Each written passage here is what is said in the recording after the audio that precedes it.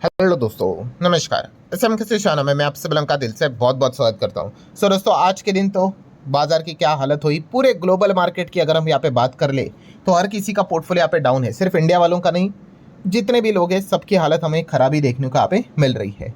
And इसके पीछे के कारण भी हम लोग को कल लेट नाइट से ही पता यहाँ पे चल चुके थे। पर उसके बाद अगर देखा गया दोस्तों, जो भी ये घटनाएं यहाँ पे हो रही थी, दो सबसे बड़े फियर थे कि भाई मतलब ये चीज़ नहीं होनी चाहिए। अगर ये चीज़ अगर हुई तो मतलब बोलते ना, बाजार की हालत बद से बदतर हो सकती है। ठीक है, देखो जो दो कारण है उसमें से एक कारण तो चलो हमें पहले से ही पता है, उसमें कोई अभी रॉकेट साइंस तो बचा है नहीं। ठीक है, बट जो दूसरा कारण है वो सबसे ज़्यादा डेंजरस है। एंड अगर फिलहाल अगर देखा मतलब कैसा है कि हमारे इंडिया को लेकर, भारत देश की अगर बात कर ले तो दूसरे कारण के हिसाब से बाजार की हालत काफ़ी ख़राब हो सकती है। और एग्जैक्टली वही चीज़ अब हम लोगों को होते हुए देखने को यहाँ पे मिल रही है। सो जो दो डर है वो दोनों डर सच होते हुए देखने को मिल रहे हैं। तो कौन से डर हैं जिस चीज़ के चलते भाई बियर वाले और भी ज़्यादा बाजार को लंबा नीचे खींच सकते हैं? तो पहला तो पॉइंट बहुत ही कॉमन सेंस वाली बात है कि ट्रंप ने तो भाई चलो ऑफिशियली यहाँ पे स्टेटमेंट दे दिया। कौन सा? कि cease fire, yes cease fire MOU जो इनका चल रहा था वो ख़त्म यहाँ पे हो चुका है। ठीक है, ये कोई मतलब ये एकदम कोई शॉकिंग बात नहीं है। एक दूसरे के ऊपर अटैक जिस प्रकार से इन्होंने किए हैं वो क्या ही बोलने की ज़रूरत है, वो तो हर किसी को यहाँ पे पता ही था। बट चलिए फिर भी उन्होंने स्टेटमेंट दे दिया भाई इट्स ओवर। जब उनको पूछा गया कि क्या आप इनके साथ यहाँ पे सीज फायर कंटिन्यू रखोगे, उन्होंने कहा कि भाई it's a pure waste of time. ठीक है, कोई इसका अर्थ यहाँ पे है नहीं, इसको ख़त्म करना ही यहाँ पे ठीक रहेगा। एंड प्लस उन्होंने ये भी बता दिया कि ईरान के जो लीडर है वो सिख है, देन स्कम मतलब बंच ऑफ स्कम, मतलब रिस्पेक्ट देने लायक है नहीं। ठीक है, बार बार बात को यहाँ पे बदलते रहते हैं। तो ट्रंप ने तो भाई ये इस चीज़ का ऐलान ही यहाँ पे कर दिया कि भाई सीज फायर को तो हम यहाँ पे ख़त्म कर रहे हैं। मतलब बॉटम लाइन क्या है फर्स्ट पॉइंट का कि यस, अब ये ओपन हो चुके हैं एक दूसरे के ऊपर और बड़े अटैक करने के लिए। पर जैसे मैंने अभी आपको क्या कहा, ये तो हर किसी को पहले से ही पता था भाई। जिस प्रकार से आप सीज फायर का अर्थ क्या होता है, जैसे कि देखो हमारा और पाकिस्तान का भी हुआ था कि नहीं, ऑपरेशन सिंदूर भी हम लोगों ने देखा था। फिर उसके बाद क्या हुआ, सीज फायर की घोषणा हुई थी कि नहीं। फिर उसके बाद से लेके अभी तक मतलब उस लेवल के अटैक क्या हुए हैं क्या? तो बॉर्डर के ऊपर तो भाई तनाव तो चलता रहता है, बट क्या उस लेवल के अटैक हुए? नहीं। मतलब इस चीज़ को कहते हैं भाई सीज फायर।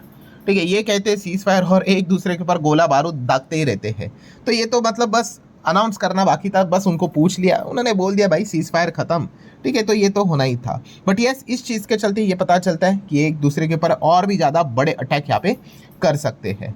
सो ये तो पहला पॉइंट यहाँ पे था ही था।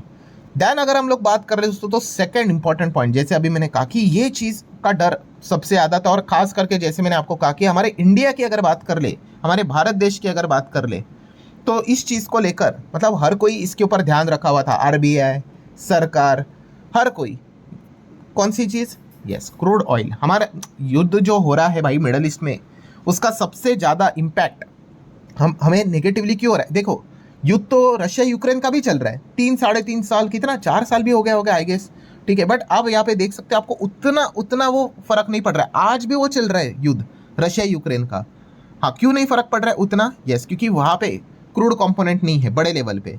ठीक है, हम रशिया से क्रूड खरीदते हैं, बट ऐसी बात नहीं कि हमारा क्रूड अटक गया या फिर कुछ दिक्कत हो रही है। इसीलिए तो हम देख रहे हैं कि वहाँ पे जो जंग चल रही है इतना कोई फर्क यहाँ पे नहीं पड़ रहा है। बट मिडल ईस्ट की अगर बात कर ले, जो ये जंग चल रही है, यस उससे क्यों फर्क पड़ रहा है? यस, क्रूड लगातार यहाँ पे बढ़ते जा रहा है। और यही दोस्तों सबसे ज़्यादा हमारे लिए टेंशन वाली बात है। और वही चीज़ होते हुए देखने को मिल गई। मतलब रिसेंटली हम लोगों ने देखा था दोस्तों, अमेरिका ने, ट्रंप ने यहाँ पे क्या किया था, ईरान के ऑयल के ऊपर जो सैंक्शंस थे वो उन्होंने हटा दिए थे।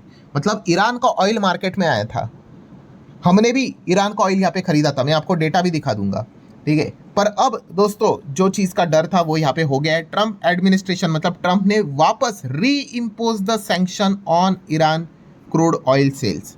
मतलब अगेन उन्होंने बता दिया कि भाई ईरान अपना तेल अब यहाँ पे नहीं बेच पाएगा। जो भी अगर देश कोई ईरान से ऑयल खरीदेगा तो उनके ऊपर अमेरिका या फिर ट्रंप सैंक्शंस लगा देंगे। सो ये सबसे बड़ा डर वाला पॉइंट था और वो डर सच होते हुए देखने को मिला। एंड इसी चीज़ के चलते आप देख सकते हैं ऑयल हम लोग को एकदम धुआंधार तरीके से भागते हुए देखने को मिला। मतलब ये तो डबल झटका है। पहले से तो हॉर्मुज में, हॉर्मुज बंद ही बोल दो, अभी देखो हॉर्मुज का भी वही सीन है कि बोला जाता है कि हॉर्मुज खुला है। ठीक है, वैसे थोड़ी ना मतलब समंदर की बात कर रहे, थोड़ी ना कोई किसी ने दरवाज़ा लगा कर रखा है, वो तो ओपन ही रहेगा, बट जाएगा कौन? 3 शिप्स के ऊपर अटैक कर दिए, ठीक है, तो वो वैसे ही बंद ही रहता है। सो ये एक सबसे पहली दिक्कत कि ऑयल की सप्लाई में अगेन ह्यूज अनसर्टेनिटी आएंगे। एंड सेकेंड, हमेशा ऑयल की डिमांड ज़्यादा रहती है एंड सप्लाई में अगर कमतरता आई तो ऑयल का प्राइस भागेगा ही भागेगा। ये तो नॉर्मल इकोनॉमिक्स से हम सभी लोगों को पता है, डिमांड सप्लाई का तो बात रहता है। सो ईरान का ऑयल जो मार्केट में यहाँ पे आया था, हम भी खरीद रहे थे, तो अब वो अनअवेलेबल यहाँ पे हो जाएगा।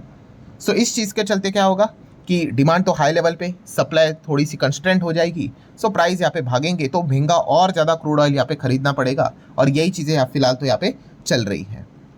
सो मतलब अगर मैं आपको डेटा भी दिखा दूँ तो ठीक है, आप यहाँ पे देख सकते हैं, डेटा मैंने ओपन किया है, ठीक है। हम कितना ऑयल ईरान से खरीदते हैं बैरल पर डे या फिर percentage of our entire crude oil import, वो डेटा मैंने आपके सामने रखा है। जनवरी का डेटा देखो कितना है, 0। क्यों? वही अमेरिका ने स्ट्रिक्ट सैंक्शंस लगा के रखे हुए थे, एक डब्बा भी हम नहीं खरीदते थे, बैरल भी। देन फरवरी की बात कर ले, 0, सेम रिस्ट्रिक्शन चल रहे थे। देन मार्च की अगर बात कर ले, 0, खरीदते ही नहीं थे क्योंकि सैंक्शन था। देन दोस्तों यहाँ पे क्या हो गया, अमेरिका ने क्या कर दिया, ईरान के ऑयल के ऊपर का जो सैंक्शन है वो कुछ समय के लिए यहाँ पे हटा दिया। और फिर आप देख सकते हैं अप्रैल मंथ में हमने लगभग 2,86,000 बैरल पर डे के हिसाब से खरीदा। और हमारा ओवरऑल अगर हम 100 डब्बे बाहर से अगर मंगवाते, उसमें से 7 डब्बे ईरान से थे, जो कि हम यहाँ पे कह सकते हैं सबसे ज़्यादा हाईएस्ट लेवल का ईरानी ऑयल हम लोगों ने अप्रैल मंथ में यहाँ पे खरीदा था, जो कि इंडिया का 4th लार्जेस्ट सप्लायर भी बना था अगर उस पर्टिकुलर एक मंथ की बात करें तो। देन उसके बाद अगर आप देखोगे मई मंथ में भी हम लोगों ने 2,26,000 बैरल्स पर डे के हिसाब से ऑयल खरीदा था। 4-4.25% मतलब जो ऑयल था वो ईरान से हमें आते हुए देखने को मिलता था। हाँ, कुछ वॉल्यूम ड्रॉप जरूर हुए थे, रशिया से हम लोगों ने चीज़ें यहाँ पे बढ़ाई थी। एंड जून की अगर बात कर ले तो जून में भी थोड़ी बहुत चीज़ें यहाँ पे आई थी, ठीक है। मतलब बॉटम लाइन यहाँ पे क्या है दोस्तों कि ऐसा हम ईरान से भी यहाँ पे क्या कर रहे थे, ऑयल यहाँ पे खरीद रहे थे क्योंकि सैंक्शन हट गया था। सो अब यहाँ पे क्या हो गया, वापस यहाँ पे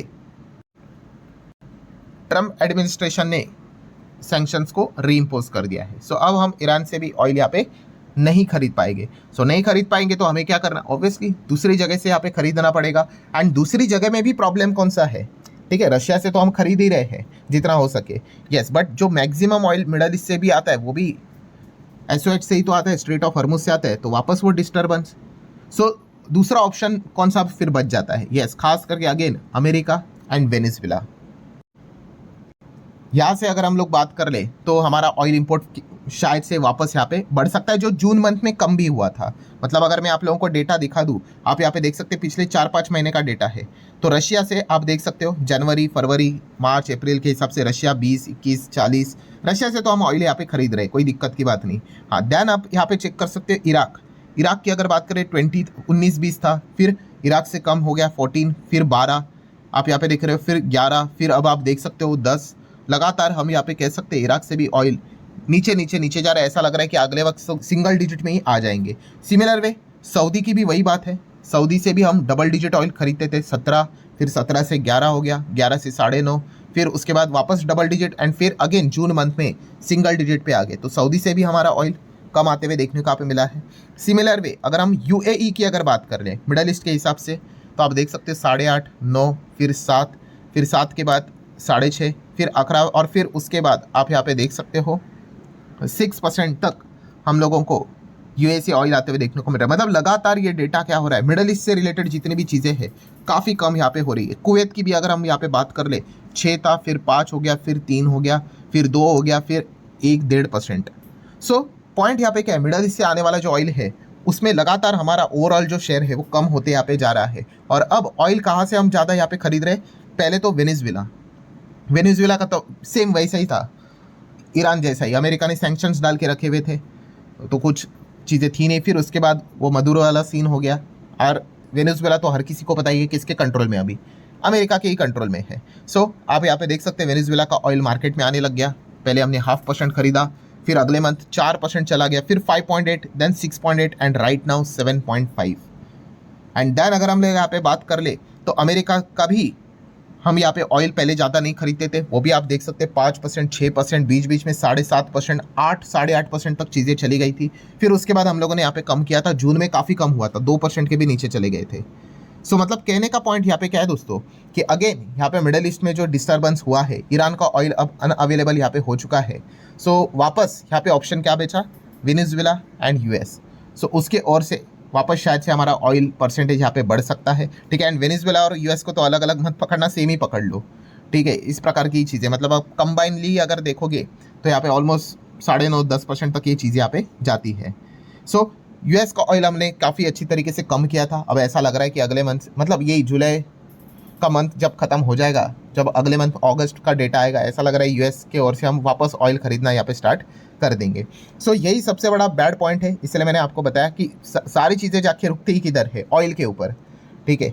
सो ऑयल का प्राइस भी हमें बढ़ते हुए देखने को यहाँ पे मिल रहा है। और जैसे कि आपको पता है हमें यूएस के ऊपर ज़्यादा डिपेंडेंसी नहीं रखनी है। यूएस कैसी कंट्री हर किसी को यहाँ पे पता ही है, आगे जाके दिक्कत यहाँ पे हो सकती है। बट क्या करें, अगर मिडल ईस्ट में डिस्टर्बेंस रहेगा, हॉर्मुज अगर बंद रहेगा, ईरान का ऑयल भी अवेलेबल नहीं है, तो उधर ही यहाँ पे जाना पड़ेगा। और ये हम लोगों के लिए डबल झटका वाला रोल प्ले यहाँ पे करता है।